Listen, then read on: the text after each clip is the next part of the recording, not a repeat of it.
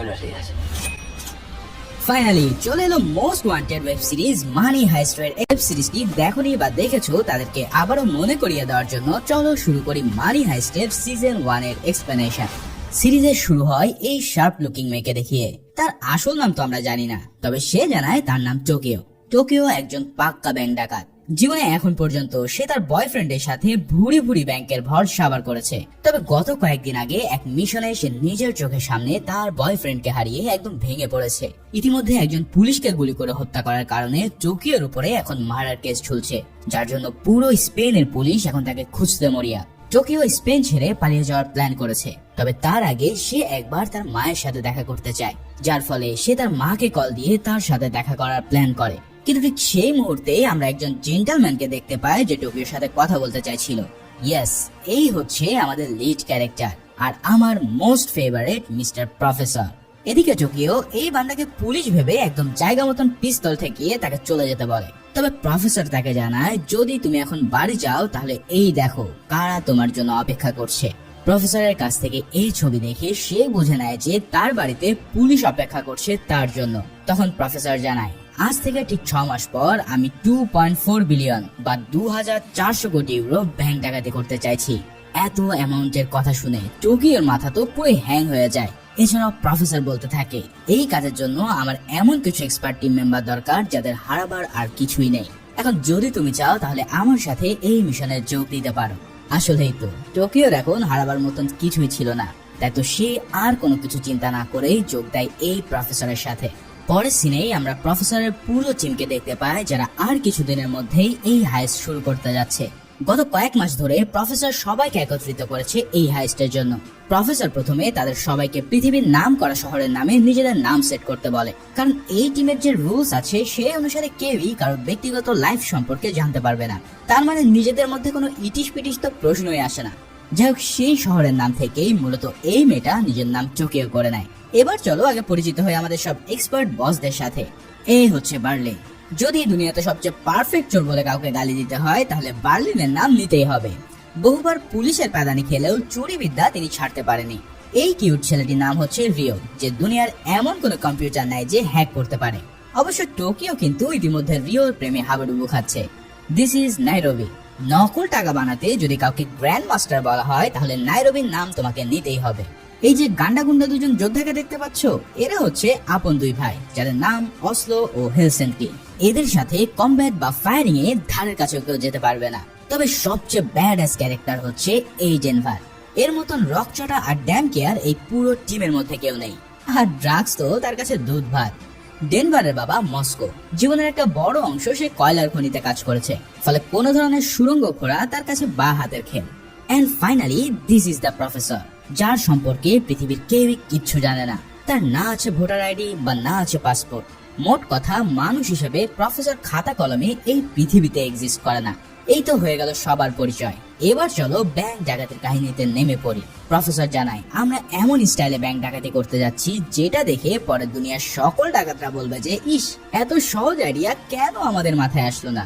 এছাড়াও এই ডাকাতির জন্য স্বয়ং দেশের জনগণই আমাদেরকে সাপোর্ট করবে, কেননা তাদের কাছে পরে আমরা হিরো হয়ে উঠবো। তবে সাবধান, পুরো প্ল্যানিং এ একটু ভুল হলেই আমাদের সবাইকে সবকিছু হারাতে হবে। এসব বলে প্রফেসর সবাইকে রিভিল করে দেয় যে তারা স্পেনের রয়্যাল মিন্ট থেকে 2.4 বিলিয়ন ইউরো হাইস্ট করতে চলেছে। স্পেনের রয়্যাল মিন্ট হলো সরকারের টাকশাল, যেখানে স্পেনের সমস্ত টাকা প্রিন্ট করা হয়। সেই রয়্যাল মিন্ট থেকে একটা ডেলিভারি ট্রাক স্পেনের অন্যান্য জায়গায় প্রিন্টেড নোটগুলো নিয়ে যায়, আর যাওয়ার পথে সেই ট্রাকটাকেই হাইজ্যাক করার মাধ্যমে তারা রয়্যাল মিন্টে ঢোকার প্ল্যান করে। এভাবে পুরো প্ল্যানিং এর জন্য 5 মাসের বিশেষ ট্রেনিং শেষে ফাইনালি আসে সেই মহেন্দ্র খান। নির্দিষ্ট দিনে প্রফেসরের আদেশে সবাই মাস্ক পরে রওনা দেয়। প্রথমে রাস্তার মাঝখানে তারা টিম মেম্বার মস্কোকে নামিয়ে দিয়ে তার সাহায্যে একটা ব্যারিকেড স্থাপন করে, যাতে আশেপাশের গাড়িগুলোকে তারা আঁচড়াতে পারে। যখনই সেই টাকা ভর্তি ট্রাকটা ওই ব্যারিকেডের সামনে এসে আটকে যায়, তখন 8 জন ডাকাত মিলে ট্রাক ড্রাইভার এবং গার্ডদেরকে জিম্মি করে গান পয়েন্টে রাখে এবং এরপরেই মিন্টের উদ্দেশ্যে তারা রওনা দেয়। ওদিকে প্রফেসরের কাছে খবর ছিল যে সেদিন রয়্যাল মিন্টে ব্রাইটন কলেজের বেশ কিছু স্টুডেন্ট ভিজিট করতে আসছে।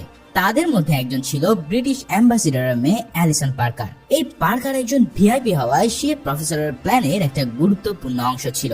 তাই প্রফেসর রয়্যাল মিন্টে টোকিওর নেতৃত্বে আরো একটা টিম পাঠায় যাদের কাজ ছিল পার্কারকে ধরা। সেই প্ল্যান অনুসারে টোকিও তার সঙ্গীদের নিয়ে আগে থেকে রয়্যাল মিন্টে পৌঁছে গিয়েছিল, আর অন্যদিকে বার্লিনের নেতৃত্বে হাইজ্যাকার দল ডেলিভারি ট্রাক নিয়ে মিন্টে এসে পৌঁছায়। মিন্টে ঢোকার আগেই তারা গার্ডের সাহায্যে সিকিউরিটি বাইপাস করতে সক্ষম হয়।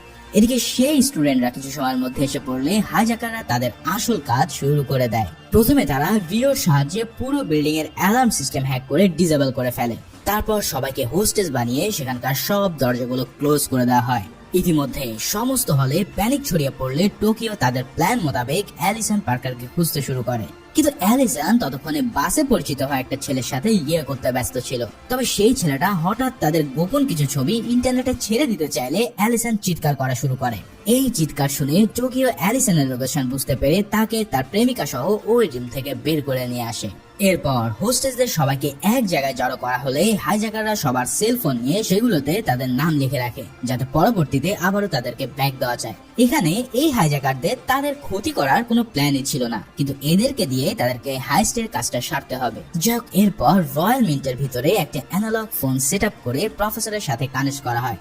অন্যদিকে মস্কো আর ডেনভার মিলে মিন্টের ভল্ট খুলে যেন পুরো পাগল হয়ে যায়। তারা সারা জীবনেও এত টাকা চোখে দেখেনি, তাই এবার প্ল্যান অনুসারে তারা ওখান থেকে কয়েক মিলিয়ন টাকা ব্যাগে ভরতে থাকে। তবে কি মনে হয় এত অল্প টাকার জন্য এত বড় রিস্ক?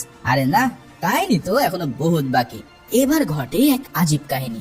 প্রফেসরের নির্দেশে ইচ্ছা করে তারা পুরো রয়্যাল মিন্টের অ্যালার্ম অন করে দেয়। মনে হতে পারে তারা নিজেদের পায়ে হয়তো নিজেরা কুড়াল মারলো, কিন্তু এর পিছনে আছে এক কড়া লেভেলের মাস্টার প্ল্যান। সেটা হলো অ্যালার্ম অন করা হলে পুলিশ জানতে পারবে যে ব্যাংক ডাকাতি হচ্ছে, তাই তারা সেখানে চলে এলে এরপর তাদের সাথে এক পার্ট ফায়ারিং হবে, যার ফলে পুরো দেশ এই হাইস্টের ব্যাপারে চড়াও হয়ে যাবে আর সবাই উঠে পড়ে লাগবে তাদের পিছনে। আর এই জিনিসটাই প্রফেসর চায়, কারণ সবার নজর যখন তাদের উপরে থাকবে তখন তারা তাদের আসল কাজ সারতে পারবে। কিন্তু প্রফেসরের এমন প্ল্যান করার কারণ কি? তারা তো টাকা নিয়ে বেরিয়ে যেতে পারতো। যাই হোক, সেই প্ল্যান অনুসারে পুলিশ সেখানে এসে পড়লে এই হাইস্টারদের সাথে তাদের গোলাগুলি শুরু হয়ে যায়। তবে প্রফেসরের আদেশ ছিল যেন কোনো পুলিশের গায়ে ডিরেক্ট ফায়ারিং না করা হয়। আসলে তাদের উদ্দেশ্য ছিল পুলিশকে এটা বোঝানো যে তারা এক ধরনের ছিচকে ডাকাত। তবে হুট করে পুলিশের গুলির আঘাতের রিও মাটিতে পড়ে গেলে টোকিও তার MP5 দিয়ে একজন পুলিশকে আহত করে দেয়। এরপর সে সব টাকা উড়িয়ে রিওকে ভিতরে নিয়ে চলে যায়। আর ঠিক এই সিনের মধ্যে দিয়ে শেষ হয় প্রথম এপিসোড। দ্বিতীয় এপিসোডের শুরুতে আমরা দেখতে পাই বার্লিন শহর টিমের সমস্ত মেম্বাররা টোকিওর উপরে প্রচন্ড চেঁচামেচি করছিল, কারণ প্রফেসরের নির্দেশ সত্ত্বেও সে পুলিশকে গুলি করে ফেলেছে। এছাড়াও রিওর সাথে তার যে একটা রিলেশন আছে সেটাও সবাই বুঝে গেছে। বার্লিন যখন রিওর কাছে এসে টোকিওর সাথে রিলেশনের ব্যাপারে জিজ্ঞেস করে তখন সে সেটা পুরোপুরি অস্বীকার করে নেয়। বার্লিন তখন বলে, ভাই আমি এতটাও গাধা না, তোদের ইটিশ পিটিশ আমি বহুত আগে ধরে ফেলেছি। এরপর বার্লিন জানায় এভাবে তার 5 জন এক্স ওয়াইফের সাথে তার ডিভোর্স হয়েছে। মানে এই বার্লিন হলো পুরোই চালু এক খেলুড়ে। ওদিকে মিন্টের হামলার খবর পুলিশের কাছে পৌঁছে গেলে ডেপুটি ইন্সপেক্টর অ্যাঞ্জেল সেই ঘটনার ইনচার্জ হয়ে যায়।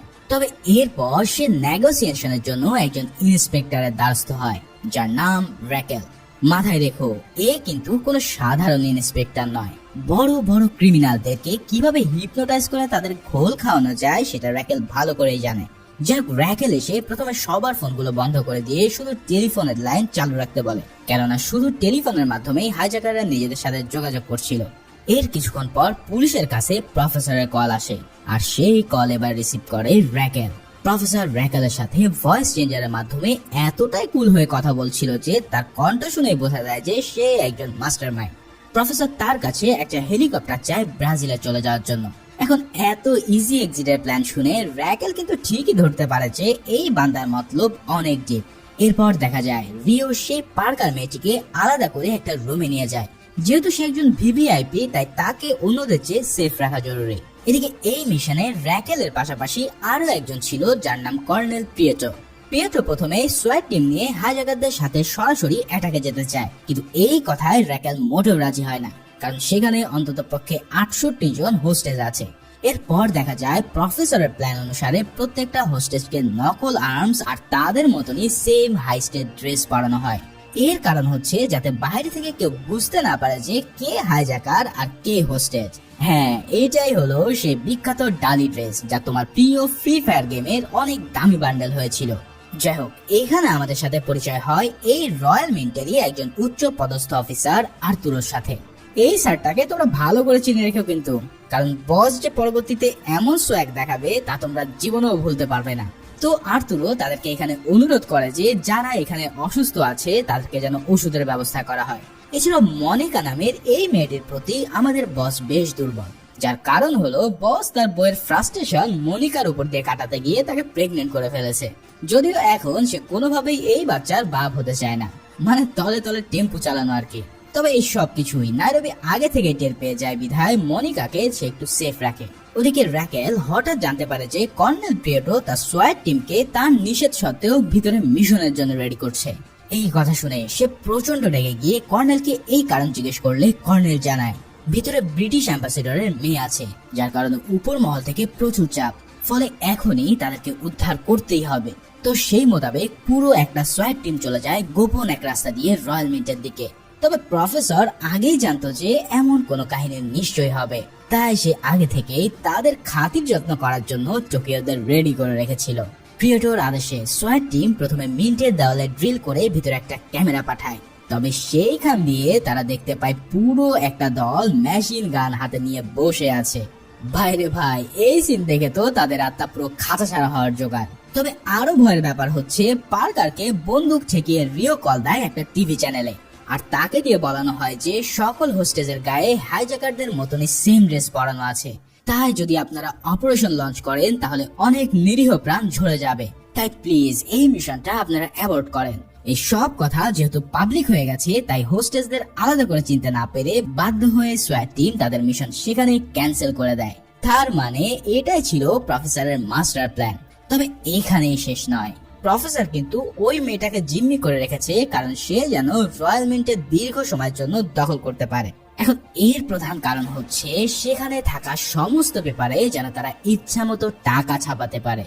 ভাইরে ভাই, এই প্রফেসর যে কি লেভেলের মাস্টার মাইন্ড তা তো তোমরা বুঝতেই পারছো। যাক, প্রফেসরের কথা মতোই হাইজ্যাকাররা এখানে হোস্টেসদেরকে দিয়ে তাদের টাকা প্রিন্ট করার কাজে লাগিয়ে দেয়। মানে বসে বসে খাওয়ার দিন শেষ, এবার তাদের খেটে খেতে হবে। তবে প্রফেসর এতটাও নির্দয় নয়, সে জানায় যে এখানে যত টাকা প্রিন্ট হবে তার একটা অংশ সবার মধ্যে ভাগ করে দেওয়া হবে। এই টাকা ছাপার মিশনের লিড হলো আমাদের নাইরোবি। আগেই বলেছি নাইরোবি টাকা ছাপাতে ওস্তাদ, তাই সে এবার সবাইকে বলে যে এই মেশিন এখন থেকে 24 ঘন্টা চলবে, কারণ 1 ঘন্টা বন্ধ হয়ে যাওয়া মানে আমাদের 5 লাখ ইউরো লস। তার মানে বুঝতেই পারছো এত অল্প টাকার জন্য প্রফেসর এখানে আসেনি, সে এসেছে পুরো টাকা ছাপিয়ে 2.4 বিলিয়ন ইউরো লুট করতে। ওদিকে সোয়াট টিমের মিশন ফেল হয়ে যাওয়ার কারণে র্যাকেল রেগে মেগে একটা রেস্টুরেন্টে যায়। সেখানে বসার পর সে দেখতে পায় তার ফোনে চার্জ নেই, তবে হঠাৎই একজন পাশ থেকে তাকে তার ফোন অফার করে। তবে এই লোকটা আর কেউই ছিল না, বরং সে ছিল হাইস্টের মাস্টারমাইন্ড প্রফেসর। তার মানে প্ল্যানের মধ্যেও প্রফেসর কোন আল্ট্রা লেভেলের প্ল্যান করছে সেটা জানতে চলো শুরু করি থার্ড এপিসোড। এবার তৃতীয় এপিসোডের শুরুতে প্রফেসরকে র্যাকেলের সাথে সেই রেস্টুরেন্টে বসে থাকতে দেখা যায়। র্যাকেল প্রফেসরের ফোন থেকে পুলিশ চিফকে মেসেজ পাঠিয়ে বলে যে সে এই মিশন থেকে নিজের নাম তুলে নিচ্ছে, কেননা পুরো মিশনে তার কোনো দামই নেই। যেহেতু পার্কারের ওই অ্যানাউন্সমেন্টটা পুরো স্পেনে হইচই পড়ে গেছে, তাই মিন্টের বাইরে থেকে সারাক্ষণ নিউজ চ্যানেলে নিউজ টেলিকাস্ট হচ্ছিল। এরপর প্রফেসর র্যাকেলকে জিজ্ঞেস করে যে এই মিন্টের ইনভেস্টিগেশনে সে আছে কিনা, কারণ তাকে বারবার সে টিভিতে দেখেছে। র্যাকেল সূচক জবাব দিলে প্রফেসর যেন অবাক হওয়ার ভান করে, কিন্তু সে তো আসলেই আগে থেকে সবই জানতো। তাই তো সে র্যাকেলের সাথে দেখা করে তাকে ফোন ব্যবহার করতে দিয়েছে যাতে র্যাকেলের উপরে সে নজরদারি রাখতে পারে। র্যাকেলের সাথে দেখা হওয়ার পর প্রফেসর আবারও নিজের আস্তানায় ফিরে যায়। এখানে বসে সে এবার সারাক্ষণ রয়্যাল মিন্টের দিকে নজর রাখছিল। অন্যদিকে পরের দিন সকালে বার্লিন হোস্টেসদের লাইনে দাঁড় করিয়ে তাদের থেকে কিছু শক্ত সামর্থ্য লোককে বেছে নেয় ক্যানেল বানানোর জন্য। আমাদের বস মস্কের নেতৃত্বে শুরু হয় এক গোপন সুড়ঙ্গের খোঁড়াখড়ি। এদিকে বার্লিন ব্যস্ত হয়ে পড়ে সকল পেশেন্টদের ওষুধ আর খাবারের ব্যবস্থা করতে। তবে এই সময় এই অ্যালিসন পার্কার হঠাৎ তাকে অনুরোধ করে তার ফোনটা অ্যাক্সেস করতে, কারণ গতকাল তার একটা বাজে ছবি অনলাইনে আপ হয়ে গেছে যেটা সে ডিলিট করতে চায়। এসব শুনে বার্লিন তাকে আবার রিওর কাছে পাঠিয়ে দিলে রিও তাকে ইন্টারনেট অ্যাক্সেস করতে মানা করে, কারণ এখান থেকে ইন্টারনেট অ্যাক্সেস হলে সবাই প্রায় কর খেয়ে যাবে। তবে সে তাকে নিজের ক্যামেরায় একটা মেসেজ রেকর্ড করতে দিতে রাজি হয়। কিন্তু এইসব কাহিনী আবার টোকিও দেখতে পেয়ে মনে করে যে তার বয়ফ্রেন্ড হয়তো এই মেয়েটার সাথে টাঙ্কি মারছে, তাই দুজনের মধ্যে কাউ শুরু হয়ে গেলে এই সুযোগে মেয়েটা ফোন নিয়ে ইন্টারনেট অন করে ফেলে, যার ফলে সাথে সাথে পুলিশ কানেকশন পেয়ে গিয়ে তার ডিভাইস হ্যাক করে দেয়। তারা এই ফোনটা হ্যাক করে দুটো ক্যামেরায় তারা ওপেন করে ফেলে, যার কারণে তারা এবার ভিতরে সবকিছু দেখে নেওয়া শুরু করে। কিন্তু রিও ততক্ষণ সেই ফোনটা ভেঙে ফেলে দিলেও তার শেষ রক্ষা হয় না, কারণ ইতিমধ্যে তার ফেস ক্যাপচার হয়ে চলে যায় পুলিশের হাতে। আর এই একটা ছবি ইন্টেলিজেন্স টিমের জন্য এখন আকাশের চাঁদ হাতে পাওয়া। এদিকে বস আর্তুরো আর পার্কারের সেই প্রেমিকা পাবলো যখন জ্যাক হ্যামার দিয়ে টানেল খোদার কাজ করছিল, সেই সময়টা মস্কো অন্য কাজে সেখান থেকে চলে যায়। কিছুক্ষণ পর আর্তুরো পাবলোকে বলে, এই লোকগুলো হয়তো আমাদেরকে মেরে টানেল দিয়ে পালিয়ে যাবে, তাই আমাদের উচিত এখন কিছু একটা করা, নাহলে আমরা সবাই পরে মারা যাব। আর্তুরো জোরাজোরিতে পাবলো আশেপাশে সার্চ করতে গিয়ে প্রচুর প্লাস্টিক এক্সপ্লোসিভ, গ্যাসোলিন আর অ্যামিউনিশন পায়। সেখান থেকেই তারা এক প্রকার কনফার্ম হয়ে যায় যে হাইজ্যাকাররা তাদেরকে শেষ করে দেবে। তাই আর্তুরো নিজের অফিসে গিয়ে তার পকেট থেকে একটা সেল ফোন নিয়ে আসতে চায়, কিন্তু তার আগেই আবার মস্কো এসে পড়লে তারা আবার তাদের কাজ শুরু করতে বাধ্য হয়। মানে এই আর্তুরো হচ্ছে প্রচন্ড লেভেলের টাউটবাজ। সে চাইছে যেভাবে হোক এখান থেকে সে সটকে পড়বে। অন্যদিকে র্যাকেল যখন এই ইনভেস্টিগেশন ছেড়ে চলে আসে, তখন পরক্ষণেই তার বস তাকে ফোন করে আবার কাজে যোগ দিতে বলে, কারণ এই কেস হ্যান্ডেল করার জন্য র্যাকেলের চাইতে যোগ্য আর কেউ নেই। র্যাকেল তার বসের কথায় আবারও ইনভেস্টিগেশনে ফিরে গিয়ে দেখতে পায় যে পুলিশের টেকনিক্যাল টিম ইতিমধ্যে ভিতর থেকে 6 সেকেন্ডের একটা ফুটেজ পেয়েছে। এখন এই ফুটেজ অ্যানালাইসিস করে তারা জেনে যায় যে রিওর আসল নাম হলো অ্যানিবাল কোর্টেস, যার বিরুদ্ধে অসংখ্য সাইবার ক্রাইমের মামলা আছে। এছাড়াও সে ইন্টারপোলের একজন মোস্ট ওয়ান্টেড ক্রিমিনাল। এরপর র্যাকেল আবার প্রফেসরকে ফোন দিয়ে বলে, তুমি আমাদের কাছে এখনই সারেন্ডার করো, কেননা তোমাদের একজন মেম্বারের ছবি ইতিমধ্যে আমরা হাতে পেয়ে গেছি। এছাড়াও আমরা ভিতরে যেই ফুটেজ পেয়েছি সেটার প্রমাণস্বরূপ 67টা সেলফোনের ছবি আমরা ইন্টারনেটে আপলোড করে দেব। এই কথা বলেই র্যাকেল ফোনটা রেখে দিলে প্রফেসরের মাথা তো পুরোই হট হয়ে যায়। তা সে বার্লিনকে ফোন করে হোস্টেসদের সবাইকে আবারও ভালোভাবে সার্চ করে সেই ফোনটা ভেঙে দিতে বলে। প্রফেসরের আদেশ পাওয়া মাত্রই বার্লিন সবাইকে দাঁড় করিয়ে সার্চ করতে থাকে। সেই মুহূর্তে আর্তুরো তার প্রেমিকা মনিকার পাশে গিয়ে তার অফিসের কোটের পকেটে একটা সেলফোন রাখা আছে সেটা আনতে বলে। ওদিকে বার্লিনের আদেশে ডেনভার সবাইকে আনড্রেস করে সার্চ করতে শুরু করলে রিওর এই ব্যাপারটা খারাপ লাগে, কারণ সে একমাত্র জানতো যে এই ফুটেজ কিভাবে লিক হয়েছে। তাই সে বার্লিনকে একদিকে ডেকে নিয়ে গিয়ে বার্লিনের কাছে টোকিওর সাথে ঝগড়ার ব্যাপারটা সে স্বীকার করে। এই সব শুনে বার্লিন প্রথমে এমন ভাব করে সে যেন রিওকে কিছুই করবে না, কিন্তু পরক্ষণে বার্লিন হেলসিঙ্কি আর অসলোকে অর্ডার দেয় যেন রিওকে মেরে তার একটা শাস্তি দেয়। আসলে বার্লিনকে দেখে মনে হয় যে সে যেন একজন প্রফেশনাল ডাকাত, যার মধ্যে মায়া দয়ার কোনো ছিটে ফোটাও নেই। অন্যদিকে র্যাকেল তার কাজের মধ্যে একটা ব্রেক নিয়ে আবারও চলে যায় সেই বারে, এবং এবারও তার সাথে দেখা হয় প্রফেসরের। এবার র্যাকেল ভেবে বসেছে প্রফেসর হয়তো কোনো জার্নালিস্ট যে তার পিছনে লেগে পড়েছে, কিন্তু প্রফেসর জানায় সে কোনো সাংবাদিক নয়, বরং তার নাম হচ্ছে সালভাদর মার্টিন। পাশ থেকে যখন একজন লোক এসে বলে যে মার্টিন এখানে প্রতিদিন আসে, তখন র্যাকেল তাকে ছেড়ে দেয়। অপরদিকে আর্তুরোর কথা মতো তার গার্লফ্রেন্ড মনিকা পানি খাওয়ার ভান করে হেলসিঙ্কিকে ফাঁকি দিয়ে তার সেলফোন নিয়ে আসতে সক্ষম হয়। মনিকা সেই সময়টায় অন্তঃসত্ত্বা ছিল এবং আর্তুরোর সাথে ঝগড়াঝগড়ি হওয়ার পর অ্যাবর্শনের জন্য সে একটা অ্যাবর্শন পিল চেয়েছিল। ডেনভার তাকে সে পিল দিতে যাওয়ার সময় এক পাশে ডেকে নিয়ে গিয়ে তাকে 20,000 ইউরো দেয় যাতে সে অ্যাবর্শন না করিয়ে পরবর্তীতে সন্তানের খরচ চালাতে পারে। কিন্তু হঠাৎ বার্লিন এসে তাদের কথা বলতে দেখলে মনিকা হোস্টেসদের কাছে ফিরে যাওয়ার জন্য হাঁটা দেয়। কিন্তু বেচারার ভাগ্য এতটাই খারাপ ছিল যে ঠিক সেই মুহূর্তেই সেই সেলফোনটা বেজে ওঠে, যার ফলে সেই সেলফোনটা বার্লিন নিয়ে নেয় এবং ডেনভারকে আদেশ দেয় যেন সে মনিকাকে শেষ করে দেয়। ওদিকে টোকিও যখন জানতে পারে যে বার্লিনের আদেশে হেলসিঙ্কি আর অসলো রিওকে মারছে, তখন তার মাথা পুরোপুরি খারাপ হয়ে যায়। সে প্রফেসরের জন্য লাগানো একটা ক্যামেরাকে শুট করে চিৎকার করতে শুরু করলে প্রফেসর তাকে ফোন করে বলে, তোমাদের লাভ স্টোরির জন্য আমরা ফেসে যাচ্ছি, কেননা তোমার আর রিওর প্রেম এখন পুরো নিউজ মিডিয়ায় ঘুরে বেড়াচ্ছে। এই কথা শোনার পর টোকিও বোকার মতন চেয়ে থাকা ছাড়া আর কিছুই করতে পারে না। মানে মেইন কথা হচ্ছে তুমি যতই প্ল্যান করো না কেন, একটা না একটা ঝামেলা তোমাকে পড়তেই হবে। তবে মাস্টার মাইন্ড যেহেতু প্রফেসর, তাই তো তার হাতে প্ল্যান এ থেকে শুরু করে একবারে XYZ পর্যন্ত আছে।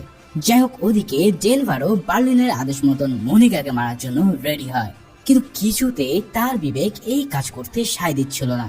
তবে ফাইনালি ডেনভার মনিকার উপরে গুলি চালিয়ে দেয় আর এর মধ্যে দিয়ে এই এপিসোড শেষ হয়।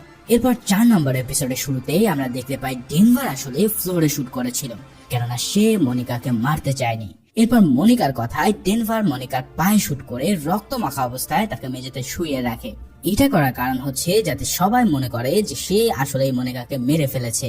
এরপর বার্লিন এসে মনিকাকে এই অবস্থায় দেখে ভেবে নেয় যে ডেনভার হয়তো তার কাজ ঠিকঠাক মতোই করেছে, তাই সে মনিকার লাশটা বেসমেন্টে ফেলে দেওয়ার আদেশ দেয়।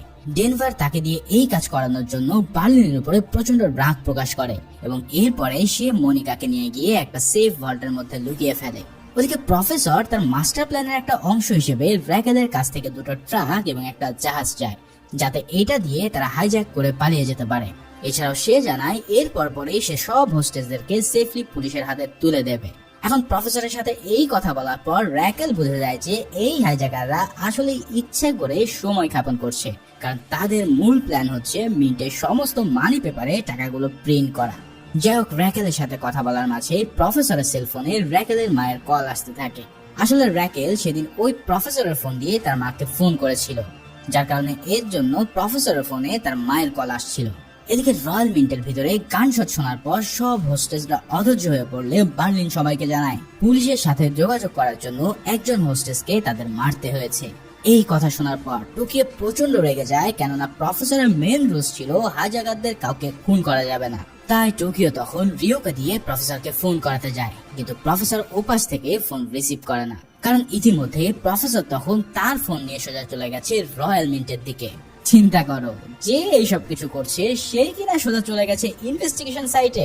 সেখানে র্যাকেলকে তার মায়ের ফোন এসেছে বলার নাম করে প্রফেসর এবার পুরো ইনভেস্টিগেশনের কাহিনী সচক্ষে দেখে নেয়। তার মানে বুঝতেই পারছো এই হাইস করাটা এখন প্রফেসরের জন্য আরো কত সহজ হয়ে গেল। যাই হোক, র্যাকেল তার মায়ের সাথে কথা বলে জানতে পারে যে তার হাজবেন্ড আলবার্টো তার মেয়ে পালাকে নিয়ে কোথাও চলে গেছে। আসলে ডিভোর্সের পর থেকেই এই লোকের সাথে র্যাকেলের ঝামেলা চলছিল। র্যাকেল তার মার কাছ থেকে যখন মেয়ের ব্যাপারে জানতে পারে তখন সে তার বাড়ির উদ্দেশ্যে রওনা দেয়। সেখানে গিয়ে র্যাকেল দেখতে পায় আলবার্তো আসলে পালাকে একটা থিম পার্কে ঘোরানোর জন্য নিয়ে গেছে, আর এই সব কিছু দেখে সে তখনকার মতো নিশ্চিন্ত হয়। অন্যদিকে মস্কো যখন জানতে পারে যে তার ছেলে একটা মেয়েকে খুন করতে বাধ্য হয়েছে, তখন হঠাৎ করেই তার প্যানিক অ্যাটাক শুরু হয়। মস্কো শুধু চোর হলেও সে মনের দিক থেকে খুবই নরম ছিল।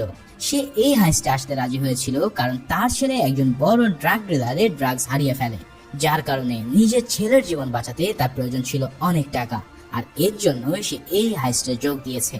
ওদিকে প্রফেসর যখন র্যাকেলকে ফোন করে বলে যে র্যাকেল হয়তো ভুলে তার ফোন নিয়ে গেছে, তখন র্যাকেল ফোনটা ফেরত দেওয়ার জন্য সেইবারে প্রফেসরের সাথে আবার দেখা করে। সেখানে র্যাকেল আর প্রফেসরের মধ্যে কিছু পার্সোনাল কথাবার্তা হয়। এদিকে প্রফেসর র্যাকেলের প্রতি কেমন যেন একটা টান অনুভব করে, তবে হঠাৎ তাদের কথার মাঝেই অ্যাঞ্জেল এসে র্যাকেলকে ডেকে নিয়ে যায়, কারণ সে জানায় মিন্টের ভিতরে হাইজ্যাকাররা হঠাৎ দরজা খুলে নিজেদের মধ্যে ফাইট শুরু করে দিয়েছিল। আসলে মস্কো স্যারেন্ডার করতে চাইছিল, কারণ একজনকে হত্যা করা সে কিছুতেই মানতে পারছিল না। তবে ডেনভার এসে তাকে যখন গোপন জানায় যে সে মনিকাকে মারেনি, তখন মস্কো কিছুটা শান্ত হয়। এই সব কাহিনী দেখে ফাইনালি সবাই সিদ্ধান্ত নেয় যে মস্কোকে বাইরের ফ্রেশ এয়ারে নিয়ে যেতে হবে। এখন এখানে খোলা জায়গা মানে একমাত্র ছাদই আছে, তাই আরো কয়েকজনকে মাস্ক পরিয়ে মস্কো সহ তাদেরকে ছাদে পাঠানো হয়, যাতে করে উপরে ওত পেতে থাকা স্নাইপাররা কনফিউজ হয়ে কোনো শট নিতে না পারে। কিন্তু এদিকে আমাদের বস আর্তুরো আবার জেনে যায় যে মনিকাকে খতম করে দেওয়া হয়েছে, তাই সে প্রচন্ড রেগে গিয়ে ওই ফেক গান হাতে তুলে নিয়ে চিৎকার করতে থাকে। এখন এটা দেখে স্নাইপাররা আবার ভেবে বসে যে হয়তো হাইজ্যাকাররা হোস্টেসদের কয়েকজনকে মারার জন্য ছাদে নিয়ে এসেছে, তাই র্যাকেলের অর্ডার নিয়ে স্নাইপারদের একজন আর্তুরোকেই শুট করে দেয়। কিন্তু মাস্ক খোলার পরে সবাই বুঝতে পারে যে তারা আসলে ফ্যাক্টরির ডিরেক্টর আর্তুরোকে শুট করে দিয়েছে। মানে কি আর বলবো, আমাদের বস আবেগে পড়ে নিজের পিছনেই বাস নিয়ে নিল। তবে এতে অবশ্য প্রফেসরের জন্য ভালো হলো, কেননা এখন থেকে শর্ট নিতে গেলে র্যাকেলদের শতবার ভাবতে হবে। আর এই সিনের মধ্যে দিয়ে এই এপিসোডটাও শেষ হয়। তাহলে পরের এপিসোডে আমাদের জন্য কি অপেক্ষা করছে? প্রফেসর আর র্যাকেলের মধ্যে কি কোনো রোমান্টিক সম্পর্ক গড়ে উঠবে? সেটা জানার জন্য চলো শুরু করি ফিফথ এপিসোড। ফিফথ এপিসোডে শুরুতেই দেখা যায় সমস্ত হাইজ্যাকাররা আর্তুরোকে ধরাধরি করে নিচে নিয়ে এসেছে। আর্তুরো তখন নিজের স্ত্রীর সাথে দেখা করতে চায়। ওদিকে ডেনভার মনিকাকে যে ভল্টে রেখে এসেছিল, মনিকা সেই ভল্ট থেকে খোঁড়াতে খোঁড়াতে বেরিয়ে পড়ে। এদিকে টিভিতে যখন এই খবর চাউর হয়ে যায় যে পুলিশের হাতে একজন হোস্টেস জখম হয়েছে, তখন চারিদিকে আরো বেশি হইচই পড়ে যায়। এই ঘটনায় র্যাকেল নিজেকে ব্লেম করতে করতে প্রচন্ড ডিপ্রেস হয়ে পড়ে, কারণ গুলি করার অর্ডারটা সেই দিয়েছিল। তাই প্রথমে সে প্রফেসরকে ফোন করে রিকোয়েস্ট করে যাতে মিন্টের ভিতরে মেডিকেল টিমকে যেতে দেওয়া হয়। প্রফেসর তার কথা মেনে নিলে দুজন সার্জন এবং একজন নার্সকে ভিতরে ঢোকার অনুমতি দেয়। তবে মনে রেখো, এটা কিন্তু ছিল একটা বিশাল দাবার চাল। অপরদিকে ডেনভার তার বাবা মস্কোকে নিয়ে সেই ভল্টে গেলে দেখতে পায় মনিকা সেখান থেকে গায়েব হয়ে গেছে। মানে পেরেশানির মধ্যে ডাবল পেরেশানি। এদিকে র্যাকেল এই ঘটনার পর প্রচন্ড প্যানিক হয়ে একটা অ্যাম্বুলেন্সে উঠে পড়ে, যেখানে অ্যাঞ্জেল তাকে বলে যে সে ডাক্তারের ছদ্মবেশে মিন্টের ভিতরে যেতে চায়, কারণ সে একজন অস্ত্রের এক্সপার্ট। ভিতরে কাদের হাতে রিয়েল গান আর কাদের হাতে ফেক গান আছে সেটা বিশ্লেষণ করে সে হামলাকারীদেরকে চিহ্নিত করতে পারবে। এখন অ্যাঞ্জেলের মুখে এমন ইমপ্রেসিভ এক কথা শুনে র্যাকেলও রাজি হয়ে পড়ে। এদিকে মস্কো আর ডেনভার মিলে অবশেষে মনিকাকে খুঁজে বের করতে পেরে দেখতে পায় তার গায়ে প্রচন্ড জ্বর। তখনই তারা বুঝতে পারে মনিকার পা থেকে বুলেটটা যে করে হোক তাদের বের করতে হবে, না হলে তার সেই ক্ষত স্থানে ইনফেকশন হয়ে যাবে। অপরদিকে অ্যাঞ্জেল যখন ডাক্তারের ছদ্মবেশ নিয়ে বাকি দুজন মেডিকেল অ্যাসিস্ট্যান্টের সাথে মিন্টের ভিতরে যায়, তখন প্রফেসর এই দৃশ্য দেখে পুরোই গদগদ হয়ে ওঠে। আসলে প্রফেসর এটাই চেয়েছিল যে পুলিশের কেউ একজন ছদ্মবেশে ভিতরে ঢুকুক। তার কারণ হলো যাতে তাকে কাজে লাগিয়ে পুলিশের সে সব প্ল্যান জানতে পারে। অ্যাঞ্জেলি যে সেই পুলিশের লোক সেটা প্রফেসর ভালো করে বোঝা যায়, কেননা প্রফেসর ইনভেস্টিগেশন রুমে অ্যাঞ্জেলোকে দেখেছিল। প্রফেসর আগে থেকে জানতো যে পুলিশ কোনো না কোনো ভাবে মিন্টের ভিতরে ঢুকবে, তাই সে তাদের লোকজনকে এই জিনিসের ফায়দা নেওয়ার জন্য ট্রেনিংও দিয়ে রেখেছে। চলো এবার জেনে নিই সেই মাস্টার প্ল্যানটা কি ছিল। প্রফেসরের প্ল্যান অনুসারে বার্লিন অ্যাঞ্জেলোর কাছ থেকে তার চশমাটা নিয়ে নেয়। এরপর তারা প্রফেসরের শেখানো নিখুঁত টেকনোলজির সাহায্যে অ্যাঞ্জেলোর চশমার মধ্যে খুব ছোট্ট একটা মাইক্রোফোন সেট করে দেয়। এর মানে অ্যাঞ্জেল যখন ইনভেস্টিগেশন রুমে ফিরে যাবে তখন পুলিশের সব কথাবার্তা এবার প্রফেসর সরাসরি শুনতে পাবে। ভাইরে ভাই, যতই এই প্রফেসরের মাস্টার প্ল্যান দেখছি ততই আমার মাথা পুরো ঘুরে যাচ্ছে।